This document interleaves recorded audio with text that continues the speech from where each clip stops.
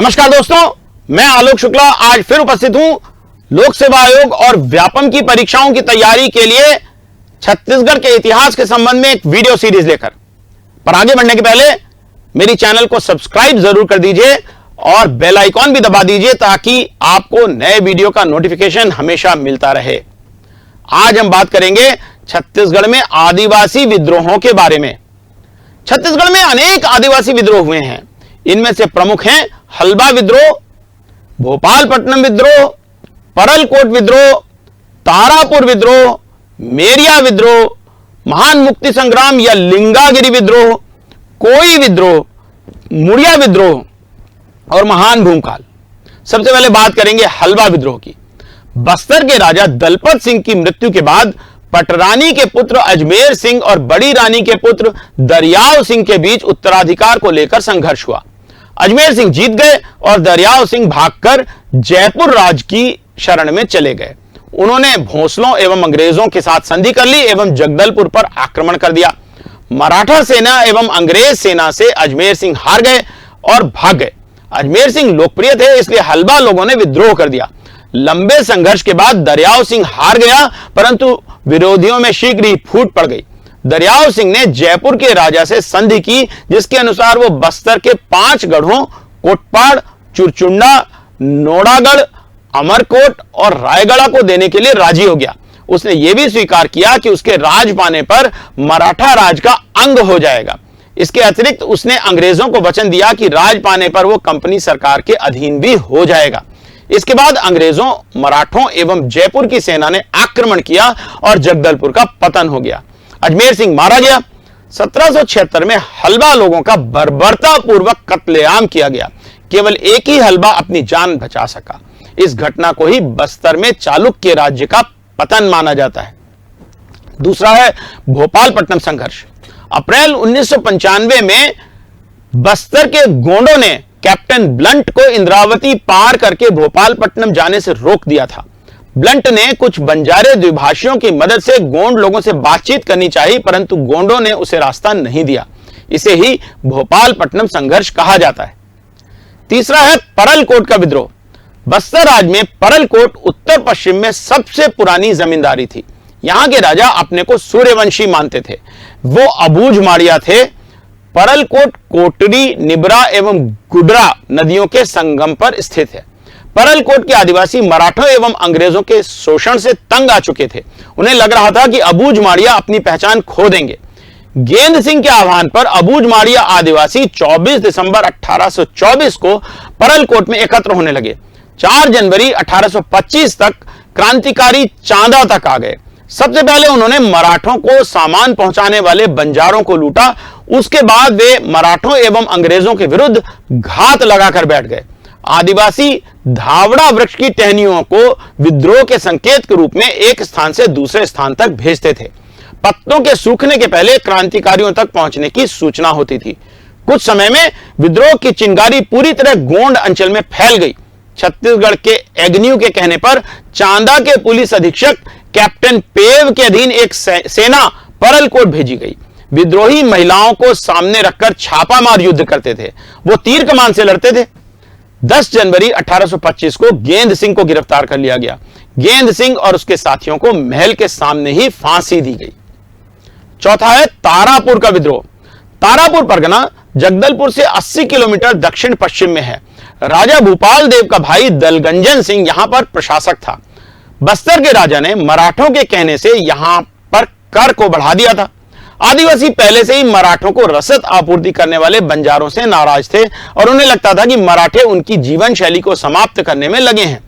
कर बढ़ने से और अधिक नाराज आदिवासियों ने दलगंजन सिंह और मांझियों के साथ मिलकर यहां के दीवान जगबंधु को हटाने के लिए विद्रोह कर दिया।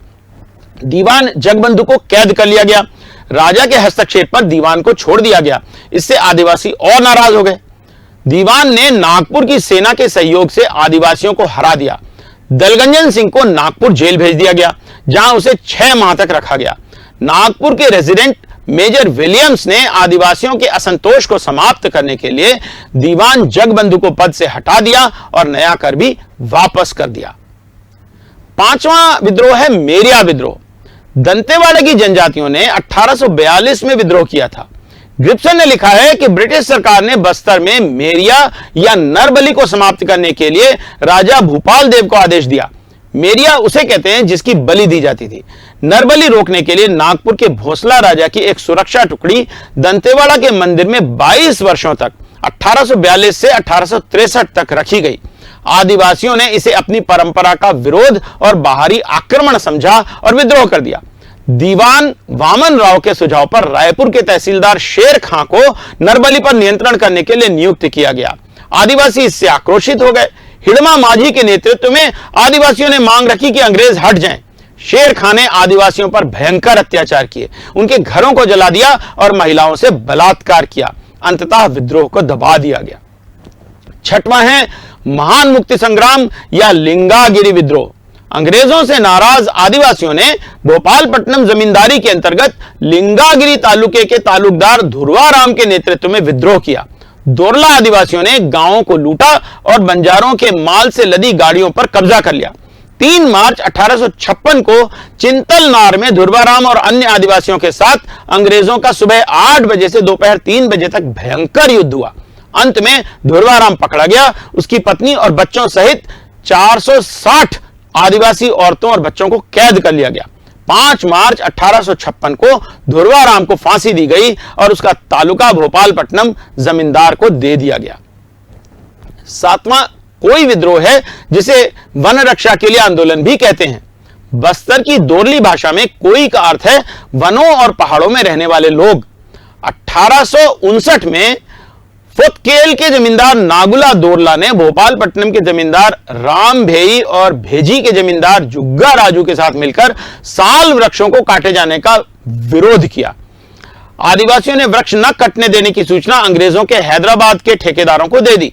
अंग्रेजों ने नागुला के खिलाफ बंदूकधारी सिपाही भेजे। आदिवासियों ने अंग्रेजों की लकड़ी की टालें जला दी और आरा चलाने वालों को मार डाला। उन्होंने एक साल वृक्ष के पीछे एक व्यक्ति का सर यह नारा दिया था। अंग्रेजों और हैदराबाद के ठेकेदारों ने मजबूरी में नागुला के साथ समझौता कर लिया। सिरोंचा के डिप्टी कमिश्नर ने अपनी हार मानकर बस्तर से लकड़ी काटने की ठेकेदारी प्रथा को ही समाप्त कर दिया। 8वां मुड़िया विद्रोह है। 1876 का मुड़िया विद्रोह बड़ा महत्वपूर्ण विद्रोह है और इसके प्रमुख कारण थे, पहला, ब्रिटिश सरकार के भू राजस्व संबंधी प्रयोग। दूसरा, अंग्रेज सरकार का राजा भैरम देव के व्यक्तिगत जीवन में हस्तक्षेप। फिर दीवान गोपीनाथ और नौकरशाहों का आदिवासियों की परंपराओं में हस्तक्षेप। इसके अलावा मुंशियों द्वारा आदिवासियों का शोषण, बेगारी प्रथा और मांझियों के अधिकारों में कमी। जनवरी 1864 में जगदलपुर से 6 मील दूर मारेंगा नाम के स्थान पर आदिवासियों ने राजा भैरम देव को प्रिंस ऑफ वेल्स को सलामी देने के लिए मुंबई जाने से रोक लिया, क्योंकि उन्हें डर था कि राजा की अनुपस्थिति में दीवान कपड़दार उन पर जुल्म करेगा। दीवान ने सैनिकों को गोली चलाने का आदेश दिया। गोली से कुछ आदिवासी मारे गए। 18 लोगों को पकड़कर जगदलपुर भेज दिया गया। करंगपाल में 500 आदिवासियों ने मिलकर अपने सभी 18 साथियों को छुड़ा लिया और सैनिकों को पकड़ लिया। आदिवासियों ने आरा में झाड़ा सिरहा को अपना नेता बनाया और संघर्ष जारी रखा। स्थिति की गंभीरता से राजा भैरम देव भी घबरा गए और उन्होंने गोली चलवा दी। 6 मुड़िया आदिवासी मारे गए और बाकी भाग गए। झाड़ा सिरहा ने पुनः लोगों को एकत्रित किया और आम के वृक्ष की डालियों को प्रतीक के रूप में भेजकर विद्रोह में शामिल होने का न्योता भेजा गया। 3 से 5 हजार आदिवासी एकत्र हो गए। उन्होंने महल को घेर लिया और संवाद सामग्री, जल तथा रसद को रोक लिया। राजा और दीवान घबराकर आत्मसमर्पण करने वाले थे, पर इस बीच दीवान ने एक महिला को पेच की हांडी में एक पत्र मोम में लपेटकर मदद के लिए सिरोंचा के ब्रिटिश अधिकारियों को भेजा। मई 1876 में सिरोंचा के डिप्टी कमिश्नर ने जयपुर और विशाखापट्टनम की सेना के सहयोग से विद्रोहियों का दमन किया। ब्रिटिश सरकार ने राजा और कर्मचारियों को इस घटना के लिए जिम्मेदार ठहराया और सभी कायस्थ कर्मचारियों को बस्तर से बाहर कर दिया। असंतोष दूर करने के लिए 8 मार्च 1876 को जगदलपुर में मुड़िया दरबार आयोजित किया गया। इसके बाद अनेक सुधार किए गए। नया 10 वर्षीय बंदोबस्त लागू किया गया। पहाड़ी क्षेत्र में पेछा और मैदानी क्षेत्र में गायला, खालसा क्षेत्र में दीवान, नेगा और थानेदार भू राजस्व की वसूली का अधिकार दिया गया। दीवान गोपीनाथ को कैद करके सिरोंचा भेज दिया गया। इस तरह यह विद्रोह पूरी तरह से सफल हुआ। फिर 1910 का विद्रोह जो भूमकाल कहलाता है, भूमकाल का अर्थ है भूकंप या उलट पुलट। इस विद्रोह का नारा था बस्तर वासियों के लिए। आदिवासी बस्तर में मुड़िया राज स्थापित करना चाहते थे। इस विद्रोह के कारण थे, नंबर 1, अंग्रेजों का राजा रुद्र प्रताप को सत्ता न सौंपना। दूसरा, राजवंश से दीवान न बनाना। तीसरा, स्थानीय प्रशासन द्वारा शोषण। चौथा, लाल कालेंद्र सिंह और राजमाता सुवर्ण कुंवर देवी की उपेक्षा। फिर बस्तर के वनों को सुरक्षित वन घोषित करना, वन उपज का उचित मूल्य न मिलना, लगान में वृद्धि और ठेकेदारी प्रथा को जारी रखना, घरेलू मदिरा पर पाबंदी, कम मजदूरी देना, बाहरी लोगों द्वारा आदिवासियों का शोषण करना, बेगारी प्रथा, पुलिस के अत्याचार, सरकारी अधिकारियों द्वारा मुफ्त में मुर्गा, देसी घी और वनोपज प्राप्त करना, आदिवासियों को गुलाम समझना, ईसाई मिशनरियों द्वारा आदिवासियों को धर्म परिवर्तन के लिए बाध्य करना। अक्टूबर 1909 के दशहरे के दिन राजमाता स्वर्ण कुंवर देवी ने लाल कालेंद्र सिंह की उपस्थिति में आदिवासियों को ताड़ोकी में अंग्रेजी के विरुद्ध सशस्त्र विद्रोह के लिए प्रेरित किया। लाल कालेंद्र सिंह ने नेतानार ग्राम के गुंडाधूर को क्रांति का नेता बनाया और प्रत्येक परगनी से एक बहादुर व्यक्ति को विद्रोह का संचालन करने के लिए मनोनीत किया। जनवरी 1910 में पुनः ताड़ोकी में गुप्त सम्मेलन हुए। 1 फरवरी 1910 को पूरे बस्तर में क्रांति की शुरुआत हुई। प्रत्येक गांव में एक परिवार को, एक सदस्य को इसमें शामिल करने के लिए लाल मिर्च, मिट्टी के ढेले, धनुष बाण, भाले और आम की डालियां प्रत्येक के रूप में भेजे गए। 2 फरवरी को विद्रोहियों ने पूसपाल बाजार में लूट की। 4 फरवरी को कुकानार के बाजार में बुंटू और सोमनाथ नाम के 2 विद्रोहियों ने एक व्यापारी की हत्या कर दी। 5 फरवरी को करंजी बाजार लूटा गया। 7 फरवरी को गीदम में सभा करके मुड़िया राज की घोषणा हुई।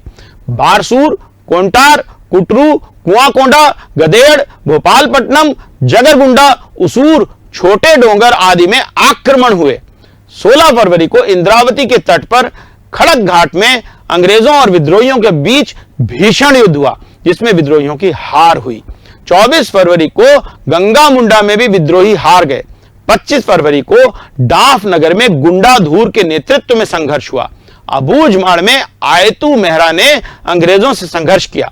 अंग्रेजों के कमांडर गेयर ने पंजाबी सेना के बल पर विद्रोहियों का दमन किया। 6 मार्च 1910 से दमन बढ़ गया।